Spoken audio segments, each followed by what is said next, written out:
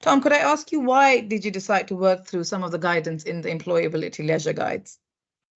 I saw some information on the internet somewhere, I think it's probably LinkedIn, about the work that you guys were doing, and started to realise there was a huge impact possibly on the sector. And when the guides came out, I read through them initially and thought they'd be great to embed within our organisation. Fantastic. And what have been the most important learning points for yourself and your organisation? I think it's, rather than looking at limitations, it's looking at possibility. So I think the guides are written in a very positive way, which you don't always see with training in this area. And it's encouraged us to think about, not just meeting the standard that's required by whatever regulation, it's going above and beyond, and really creating environments that are powerful places and inclusive places for our students, our workforce, and for our partners. Fantastic. Thank you very much. How did you decide where to start? That was a tricky one, because I think we internally had a lot of conversations. We sort of went round it in sort of circles a little bit about where to start and what was the most important bit. Because for us, we're on this journey of looking at our staff and our workforce, looking at our learners, and looking at our sector and how we can use the guidance in line with those three areas. And it's which one do you pick first? And I think the great help that we've received from you guys and from various other organisations to support us in sort of organising our thinking has been great. So the days that the team have been involved in where they've given ideas and received guidance from an experienced facilitator have been invaluable, really. It's really added some clarity. Brilliant. How has the guidance helped you consider including disabled people in imagery or marketing? Yeah, I think it's one of those things that sometimes you don't really recognise until it's put in front of you. And I think for us, we're going on a journey. We went on a journey about 2 years ago to make sure that all of our imagery on our website are real learners. They're real people who've done our courses. So we've been very good with age ranges, body shapes, and other things.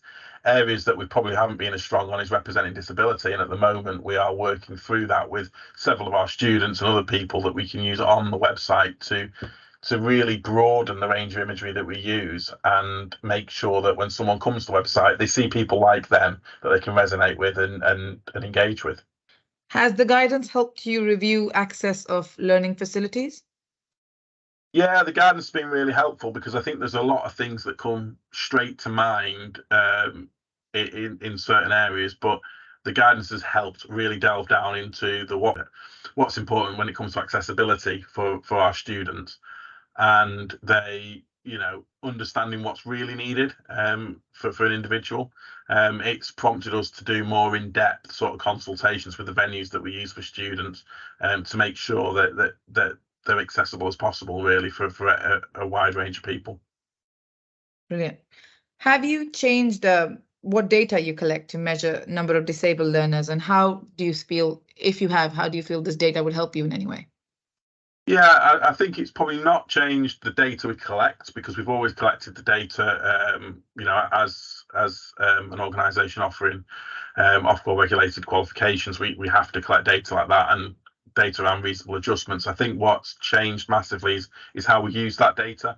It's less about reporting sort of demographics and sort of and true numbers of people coming through our courses. It's more now about going, okay, what trends can we spot and use in our systems? How can we say, right, if a learner comes in with a specific learning need, for example, how do we track them through the system and maybe tailor our whole learner journey towards them getting the support they need?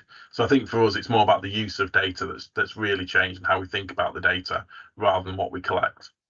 Of course. What have been or continue to be your biggest challenges? I think it's maintaining momentum and keeping things moving forwards in an ever-changing world. So a lot of the stuff that we do is digital. We offer a lot of digital education to back up our face-to-face education. And I think for us, that's the most challenging space, because there's lots and lots of softwares, lots of support around creating more inclusive digital environments.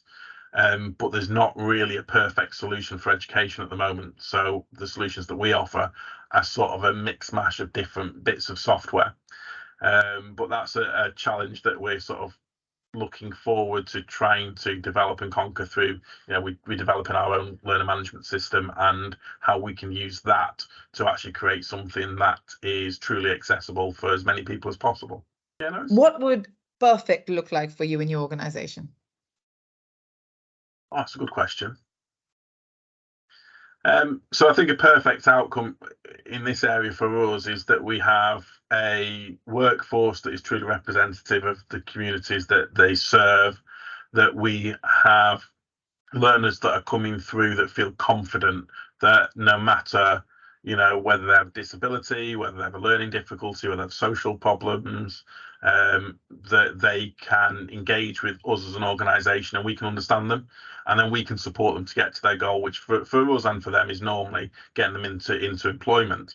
And then for the sector, it's that carrying on through to seeing more representative workforce out in the leisure centres and gyms all around the country, because there's a long way to go there, and we think that our bit of being a more inclusive employer leading to more inclusive learners, leading to a more inclusive sector, is just common sense, really. What are your top tips for others seeking to improve access and inclusion for disabled people on their courses? I would say for me, it's thinking that ticking the box isn't good enough, and the bar is there, but I think most of the time the bar is actually relatively low when you talk about inclusivity.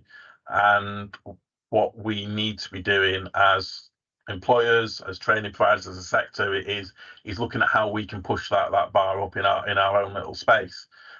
So I would say, don't just think you're ticking the box there for it's good enough. It's looking at what you can do to improve the experience of people coming into your organisation or into the sector, and keep looking at new things, keep reviewing, and don't just settle for what you've always done.